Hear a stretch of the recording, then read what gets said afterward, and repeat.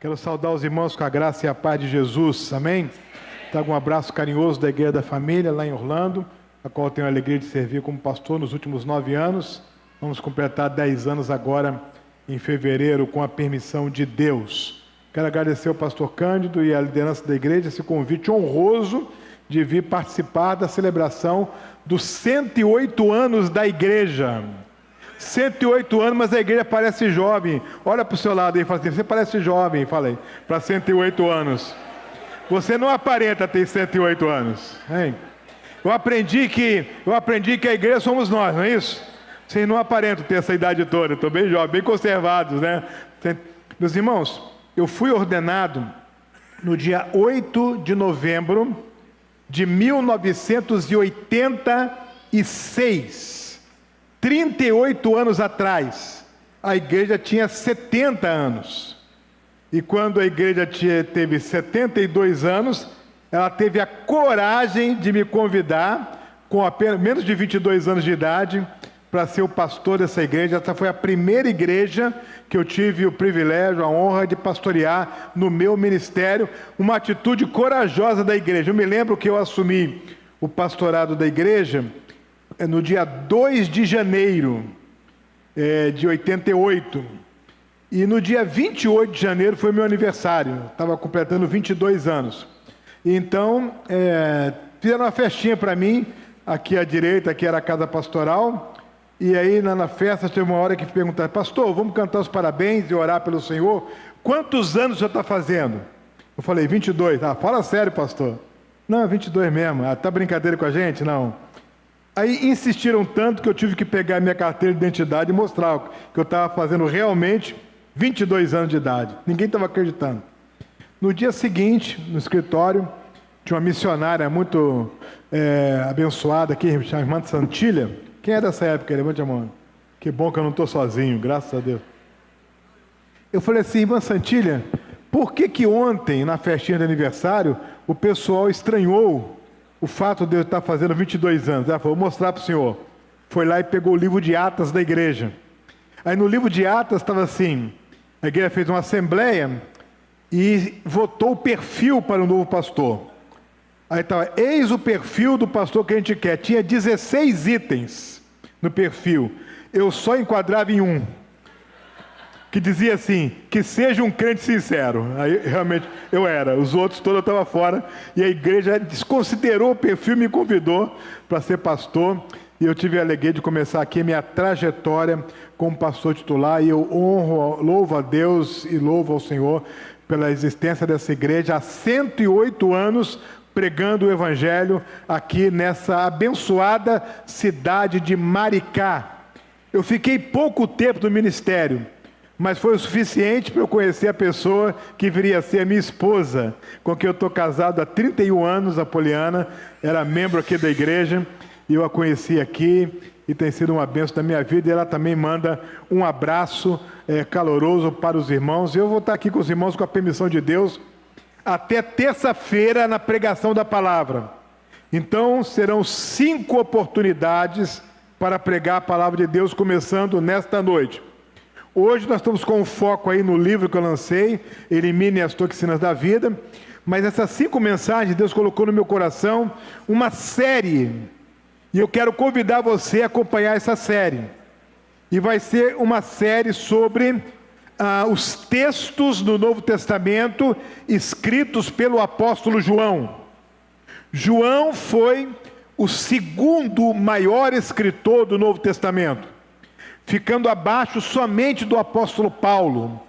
Paulo escreveu 13 cartas, 13 documentos no Antigo Testamento, se nós não considerarmos a carta aos Hebreus, cuja autoria ainda não está definida, alguns atribuem a Paulo.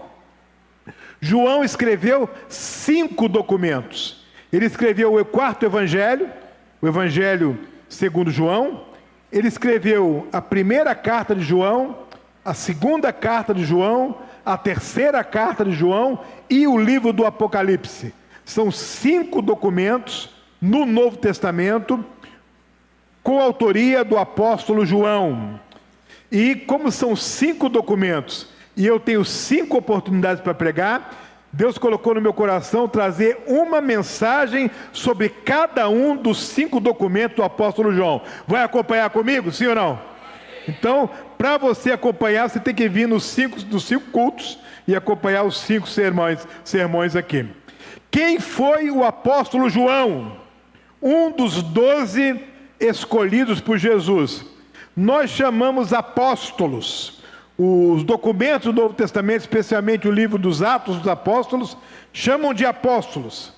Mas eles eram chamados por Jesus de discípulos.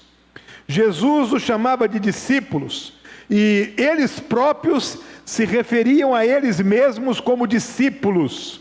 E a palavra discípulo tem a ver com aquele que segue a Jesus, mais que isso.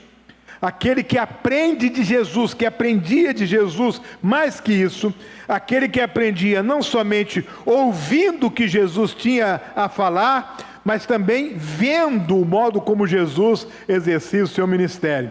Então a palavra grega para discípulo significa aquele que aprende vendo o outro fazer.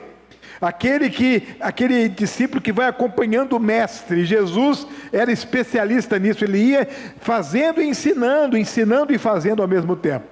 Então, dentre os apóstolos, os discípulos de Jesus, estava João. E João foi um discípulo diferenciado. E eu posso fazer aqui algumas afirmações sobre isso. Primeiro, que João era o discípulo mais próximo de Jesus. Ele estava presente sempre que havia discípulo com Jesus. João, Pedro e Tiago estavam mais próximos dele. João era um dos mais próximos. E nós podemos dizer que João, dentre os 3, ainda era o mais achegado. Por exemplo, na chamada última ceia de Jesus, a Bíblia diz que João reclinava a sua cabeça no ombro de Jesus. Não há relato de nenhum discípulo ter chegado tão perto de Jesus como esse gesto de João de encostar a cabeça dele no peito de Jesus. Era próximo de Jesus. Um outro fator diferenciado, meus irmãos, é que dos 4 evangelhos, nós temos Mateus, Marcos e Lucas escrevendo mais ou menos da mesma maneira. Mas o evangelho de João é totalmente diferente dos outros. Quando você lê o evangelho de João, é um evangelho mais simples e ao mesmo tempo mais profundo. Ele é diferente, ele não segue a mesma linha dos 3 outros evangelhos. É um evangelho diferente. Tanto assim, que até os dias de hoje, quando alguém se converte, alguém começa a sua caminhada cristã e começa a estudar a Bíblia, a gente diz assim: comece a ler a Bíblia pelo evangelho de João. Porque ali você vai encontrar Jesus de uma maneira diferente, de uma maneira mais próxima. Você vai encontrar ali textos preciosos de Jesus Cristo, como o texto áureo da evangelização e do cristianismo, que é João capítulo 3, versículo 16. Porque Deus amou o mundo de tal maneira que deu o seu Filho unigênito, para que todo aquele que nele crê não pereça, mas tenha vida eterna. Foi João que o Espírito Santo usou para escrever essa palavra, que alguém disse que se toda a Bíblia se perder um dia e ficar apenas João 3,16, a humanidade tinha Bíblia suficiente para se converter e para seguir a Jesus. Era um discípulo diferenciado. Nós encontramos também um outro diferencial em Jesus. Jesus escolheu quantos apóstolos? Quem se lembra aí? Quantos foram? 12 apóstolos.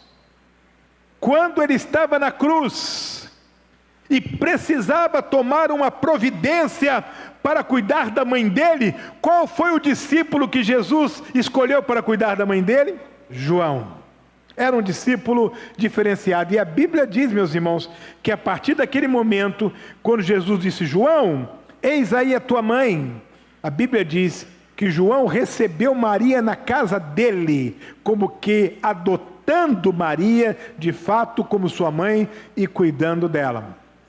O outro fator diferencial na vida de João foi o que eu mencionei há pouco. dos apóstolos escolhidos diretamente por Jesus no seu ministério terreno, ou seja, eu deixo de fora aqui o apóstolo Paulo, porque o apóstolo Paulo foi escolhido depois do ministério terreno de Jesus, numa aparição de Jesus no caminho de Damasco, conforme lemos lá no capítulo 9 de Atos. Entre os apóstolos escolhidos por Jesus, aqueles 12 que ele escolheu, o que mais escreveu na Bíblia foi o apóstolo João. Ele foi tremendamente usado por Deus. E uma última coisa que eu posso mencionar para mostrar para os irmãos que João era um apóstolo diferenciado, quando Jesus quis revelar para a sua igreja como seriam as coisas que aconteceriam no futuro, lá acerca da sua segunda vinda e tudo mais, o discípulo que ele escolheu para revelar as últimas coisas que estão reveladas, escritas no livro do Apocalipse, foi o apóstolo João, que estava exilado na ilha de Patmos. E há um dado curioso aqui: por que Jesus escolheu João para escrever o Apocalipse? Por que Jesus escolheu João? A gente lê o Apocalipse, tem a ideia de que tudo ali é fogo, é julgamento, não é isso? E João era o discípulo do amor. Por que João? Por que não Pedro? Por que não o próprio apóstolo Paulo, que foi chamado tardiamente? É porque quando a gente lê o Apocalipse, além do fogo, além dos julgamentos, nós temos ali uma mensagem de bênção e uma mensagem de amor.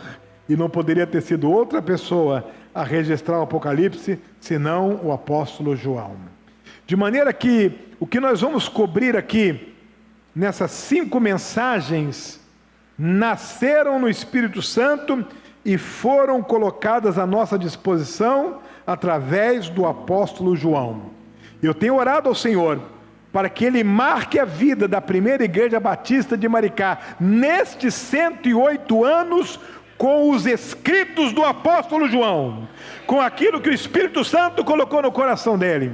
Nós não vamos estudar os cinco livros, nós não temos condição de fazer isso, nem de estudar o menor deles teríamos condição, mas nós podemos destacar uma mensagem em cada um desses documentos, e os irmãos vão ir para suas casas pensando como Deus usou tremendamente esse homem chamado João. João, o discípulo de Jesus. João, o apóstolo de Jesus.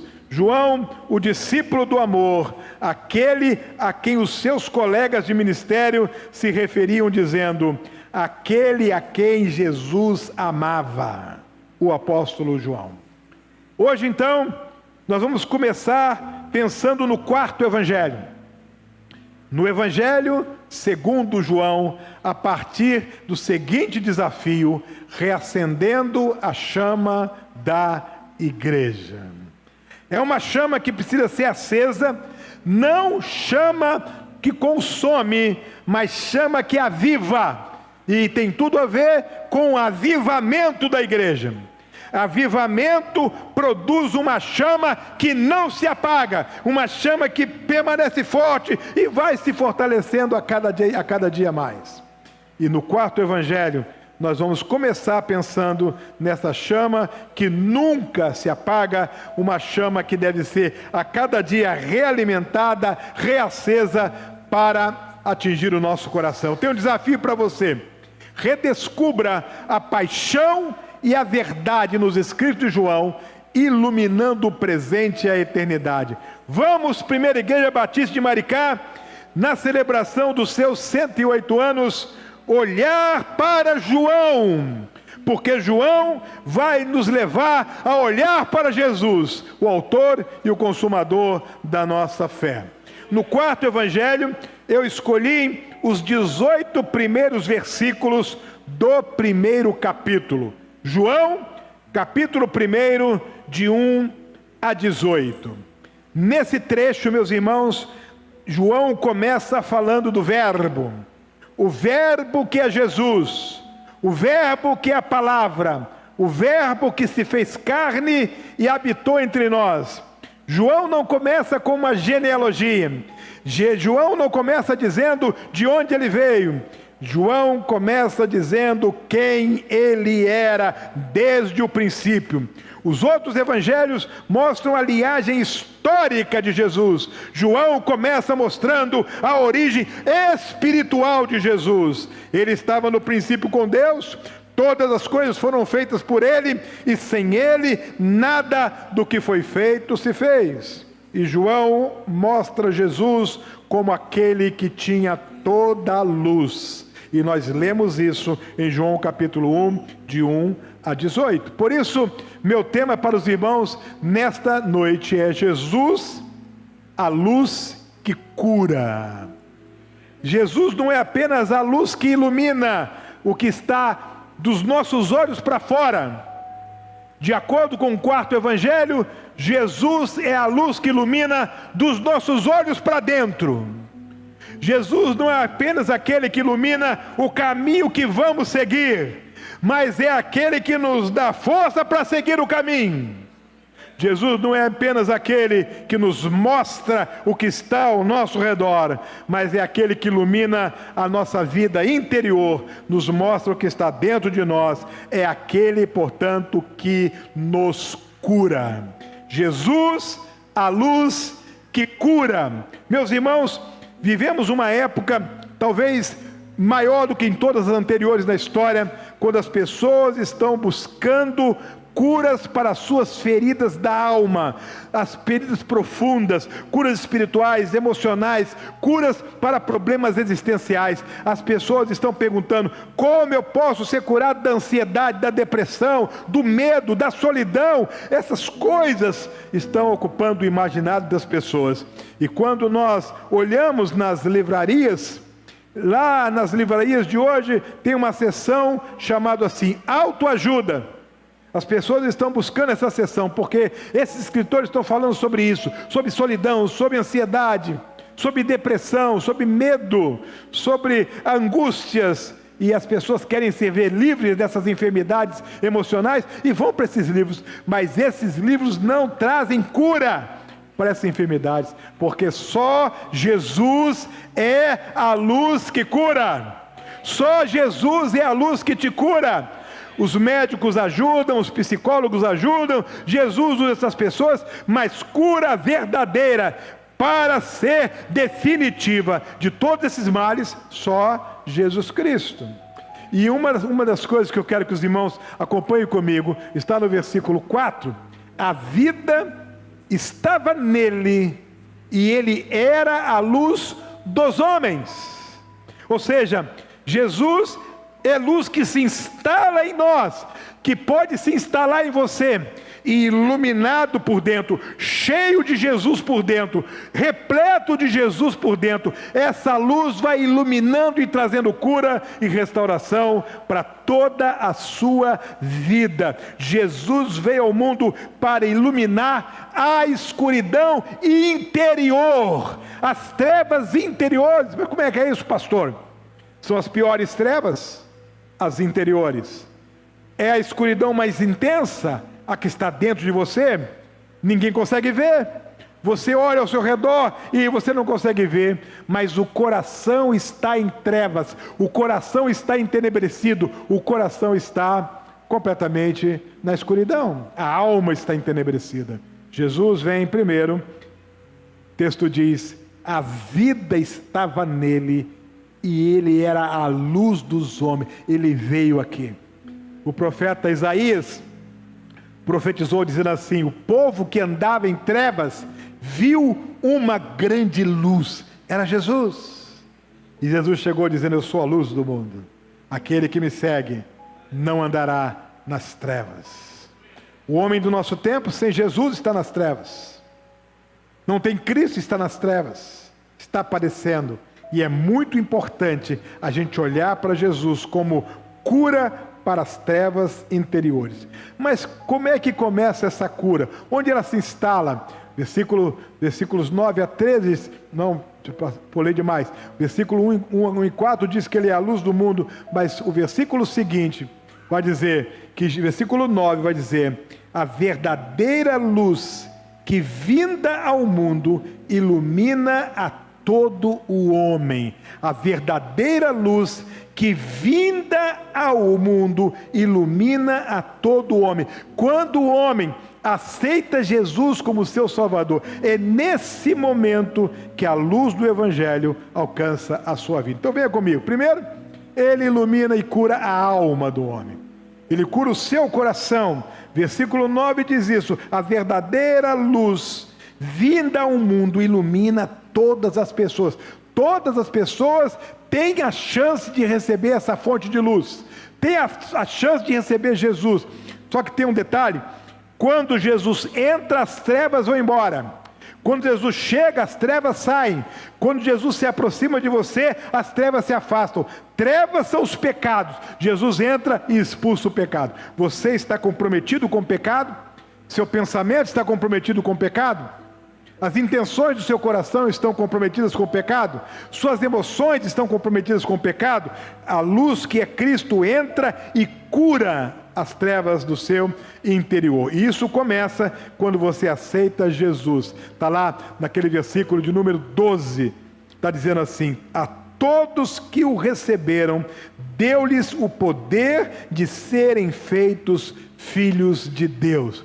Ou seja, eu recebo Jesus, recebo a luz me ilumina, a luz me cura e a luz resgata a minha filiação com Deus. Deus olha para mim e diz: agora está aí o meu filho, agora está aí o meu filho amado, porque agora tem luz no coração dele. Você já aceitou Jesus? Já entregou a sua vida para Jesus? A luz entrou, e se a luz entrou, as trevas precisam sair. Sabe onde muita gente erra? Diz que é Jesus, mas continua em trevas. Tem um discurso religioso, mas continua em trevas. Frequenta um templo, uma igreja, mas continua em trevas. Sabe, cantam os hinos, conhecem textos da Bíblia, mas a luz ainda não domina o seu coração. Receber Jesus não é só levantar a mão. Receber Jesus não é só frequentar um templo. Receber Jesus é permitir que Ele entre e expulse as trevas da sua vida. Jesus entra e quem está ali no trono tem que sair. No trono do seu coração só há lugar para uma pessoa sentar. Se Jesus se assenta, os outros estão fora. Ele é exclusivo. Ele é a luz que ilumina você e cura a sua alma. Mas além de curar a alma, Jesus é a luz que cura as emoções. Gente, eu gosto demais desse texto do Evangelho de João, que diz: e o verbo se fez carne, versículo 10, e habitou entre nós, cheio de quê? De graça e de verdade. Ou seja, Ele habita em nós, trazendo graça e verdade. Então, tudo que é mentira sai, tudo que é fake sai, tudo que é simulação sai, tudo que não é de Deus sai, porque Ele está cheio de graça e de verdade. Quando eu somo graça, favor imerecido, com verdade, poder de mudança, Deus nos dá o favor de sermos novas criaturas, novas vidas. Eu e você podemos ser novas vidas, por quê? Porque Jesus cura as emoções. Você não precisa de guru, não precisa de literatura de autoajuda, você não precisa de conselheiros baratos, você não precisa de cartomante, não precisa de tarólogo, não precisa de mesa branca, não precisa de espiritismo, não precisa de religiões espiritualistas, não precisa de Seichonoye, religiões asiáticas. Você não precisa nada disso, porque a verdade que é Jesus é suficiente para curar as suas emoções. O que eu estou dizendo aqui? Eu estou dizendo que as emoções precisam ser saudáveis. As emoções precisam ser saudáveis, e emoção saudável só com Jesus. Viu uma pessoa sem Jesus, as emoções estão enfermas, estão doentes, e vão permanecer doentes. Pessoas com raiva. Conheci um homem que ele falava assim: ah, pastor, eu tenho um problema com raiva desde a infância. E eu falei: até quando? Sabe o que ele estava fazendo? Ele estava transformando a raiva dele num bichinho de estimação. Não, quando Jesus entra com a sua luz, com a sua graça e com a sua verdade, cura a raiva, cura qualquer emoção tóxica, cura o ódio, cura o rancor, cura o orgulho, cura o pedantismo, cura a soberba, cura todas as emoções ruins que subtraem de você a alegria, que tiram de você a chance de ser feliz, que fazem você perder a bênção de contemplar aquilo que Deus fez, porque as emoções estão enfermas. Conheci um jovem, ele me disse: pastor, há um problema sério na minha casa. O que é o problema sério? Meu pai. O que é com o seu pai? Meu pai nunca deu um sorriso. Como assim nunca? Nunca. E ele me mostrou fotografias do pai dele. Nas festas, o pai estava sério nas fotos. Nem nas festas, pastor. Eu nunca vi meu pai sorrindo. Eu estou pedindo a Deus para o meu pai não morrer sem dar um sorriso. Sabe o que é isso? Emoções tóxicas, cerrando o sorriso, impedindo as pessoas de usufruírem o melhor dessa vida.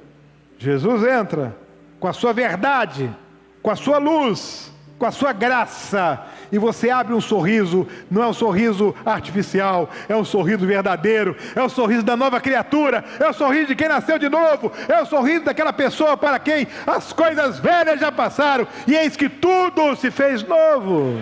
Sorriso de Deus. Conheci um casal, vieram buscar ajuda, e a esposa: pastor, o problema com meu esposo é que nós estamos casados há 15 anos e ele nunca disse que me ama. Como assim? Ele nunca disse eu te amo. Eu perguntei: você nunca disse que você ama? Ele falou: não precisa dizer. Eu preciso dizer que eu te amo. E a mulher dizia: precisa? Eu quero ouvir. Não precisa. Eu te dou tudo, te falta nada. Não tem que ficar falando isso não. Não precisa ficar falando essas besteiras não. Mas a mulher precisava ouvir.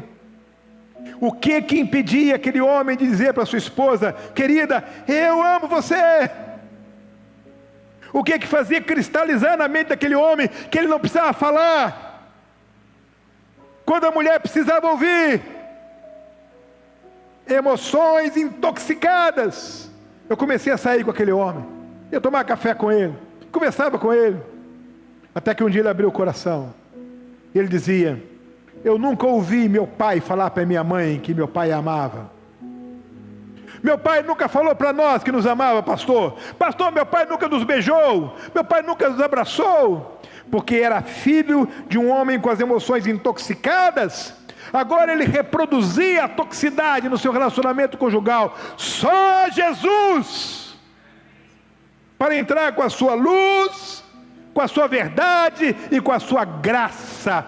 O Verbo se fez carne e habitou entre nós, cheio de graça e de verdade. Jesus está aqui, querido. Jesus está aqui, querida, cheia de graça e de verdade, para habitar você, para abençoar você, para fazer diferença na sua vida.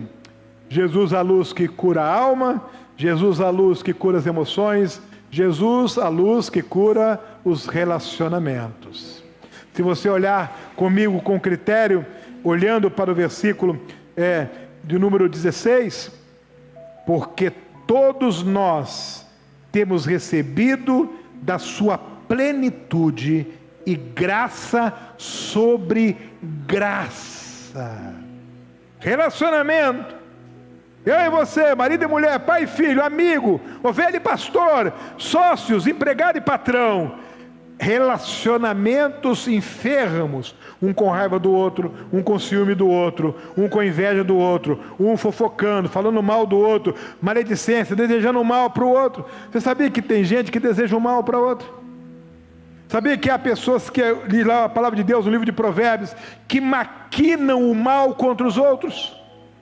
Fazem projetos iníquos, querem ver o outro morto, querem ver aquela pessoa se dando mal, E quando a pessoa se dá mal, ela começa a rir. Ah, se deu mal. Sabia que se dá mal. Aí tem aquela frase que brasileiro fala: bem feito. Já ouviu essa frase? Caiu? Bem feito. Faliu? Bem feito. Eu sabia que você ia falir. Sabia que tem gente que se alegra com a desgraça dos outros? Sabe o que é isso? Enfermidades relacionais. Não consegue ter relacionamento saudável. Sabe o que é relacionamento saudável? Quando a bênção do outro abençoa você. Quando a alegria do outro alegra você. Quando o sorriso do outro faz você sorrir. O grande poeta Fernando Pessoa dizia: sorriso é aquela dádiva que enriquece o recebedor, sem empobrecer o doador. Um sorriso. Mas para dar um sorriso, para vibrar com a vitória do outro, é preciso ter cura nas suas habilidades ou competências relacionais. Eu aprendi isso quando eu tinha 10 anos de idade. Vamos ver quem está comigo aqui na história, tá?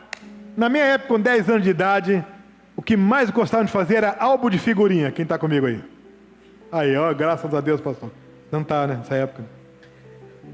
Álbum de figurinha. Ô, tempo bom de comprar. Não era bom.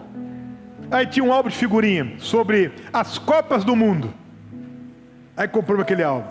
Aí meu pai saía do trabalho, passava na banca do jornal, comprava um pacotinho de figurinha. O pacotinho vinham 3. Às vezes a 3 era repetida. Aí tinha que sair trocando com os colegas. Tem essa, tem aquela, tal. Porque o alvo era completar o álbum. Não sei o que deu na cabeça do meu pai. Um dia, ele passou na banca, comprou vários pacotinhos. Mas ele comprou muitos pacotinhos. Ele sempre comprava um. Esse dia chegou, ele derramou na mesa. Está aqui, ó. Completa logo esse álbum. Muitos pacotinhos. Eu comecei a abrir, colocava a figurinha. Antes de abrir a metade, o álbum estava completo.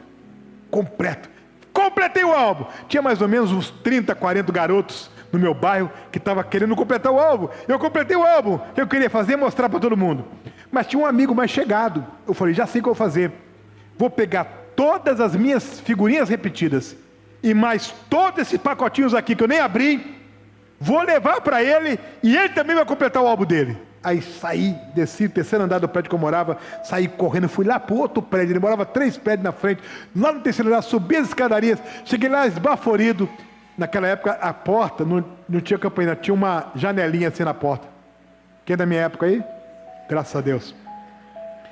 Aí você batia na porta, a pessoa abria a janelinha assim. Era o olho mágico. Aí abri a janelinha. Aí ele abriu, quando ele abriu eu falei assim: Alexandre, completei meu álbum. Ele falou, parabéns. Plac, fechou a galinha.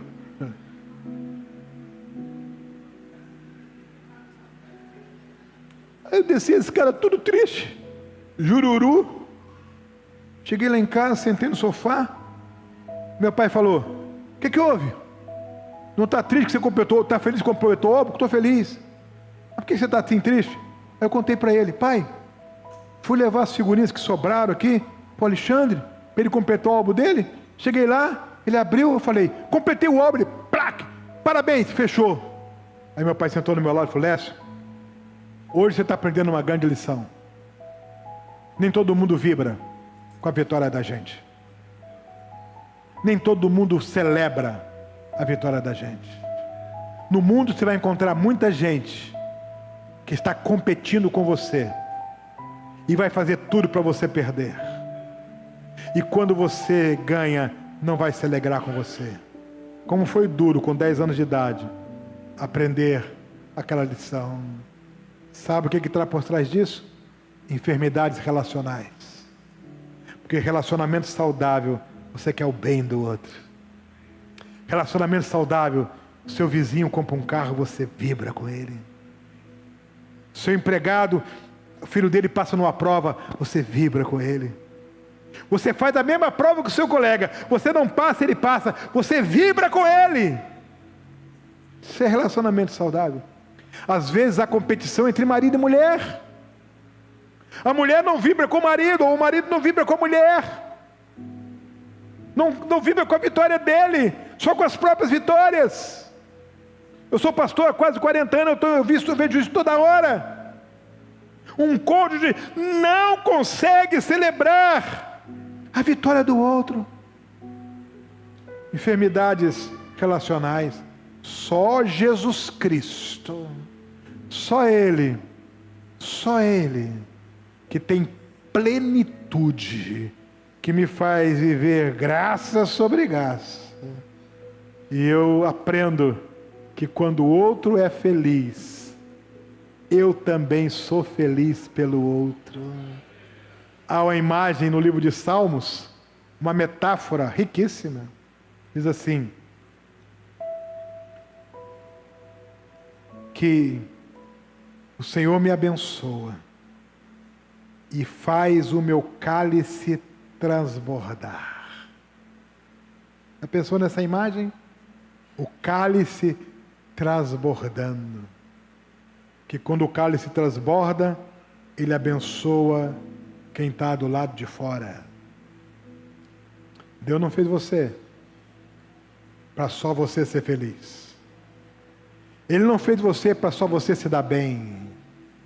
Ele não fez você para ser o primeiro em tudo.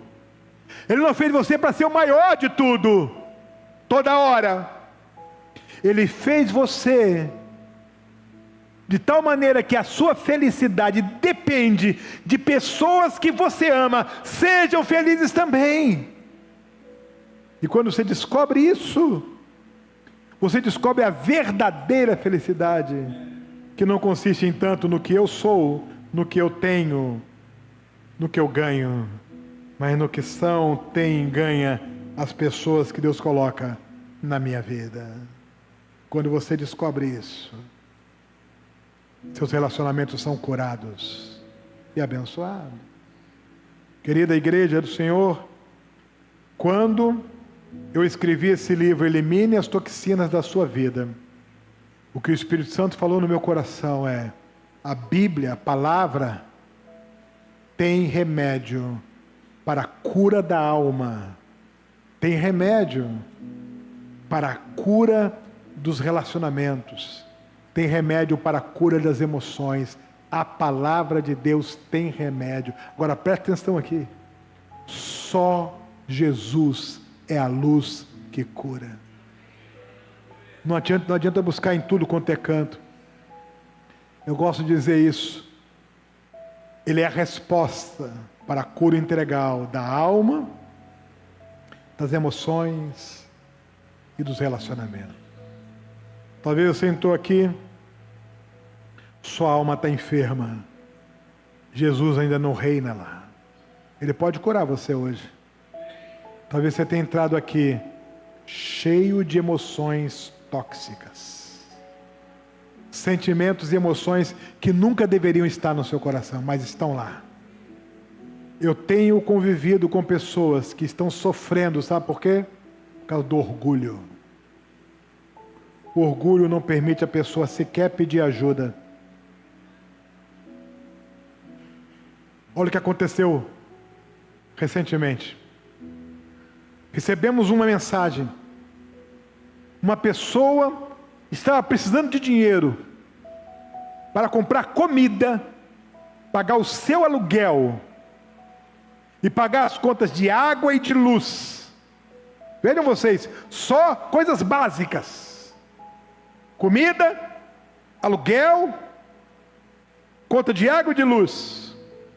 Estamos fazendo uma campanha para ajudar essa pessoa, porém, essa pessoa não pode saber, porque se ela souber, ela não aceita a ajuda de ninguém.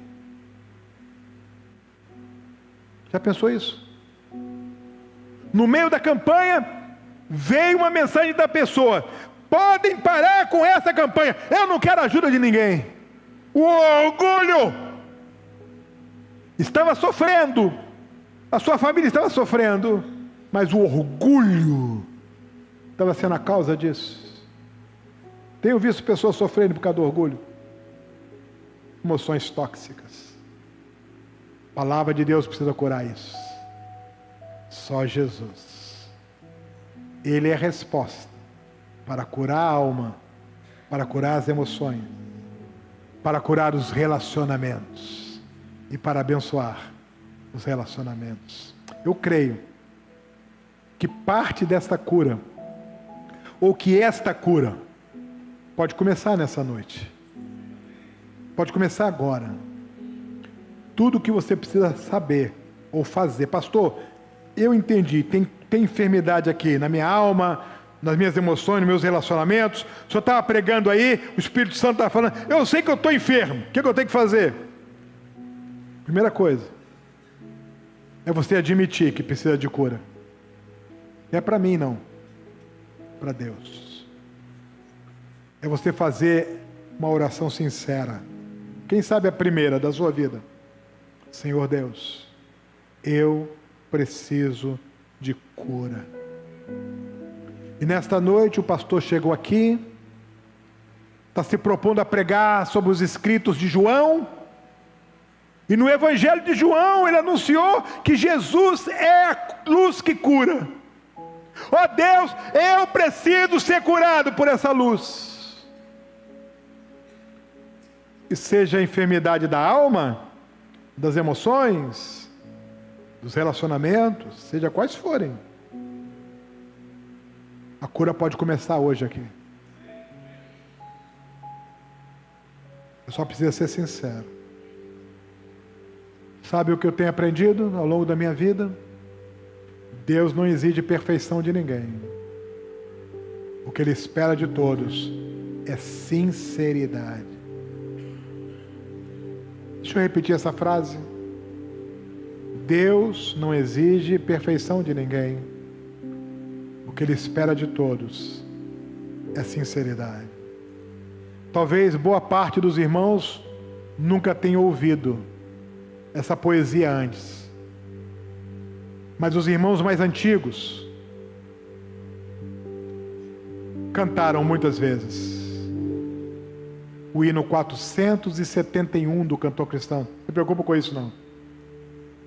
O refrão diz assim: não é dos fortes a vitória, e nem dos que correm melhor, mas dos fiéis e sinceros, como nos diz o Senhor. Baixe sua cabeça. Pode colocar a mão no seu coração. Se for esse o seu caso, seja sincero com o Senhor. Diga para Ele: Senhor, hoje eu aprendi que Jesus é a luz que cura. Eu preciso ser curado, Senhor. Se você precisa ser curado,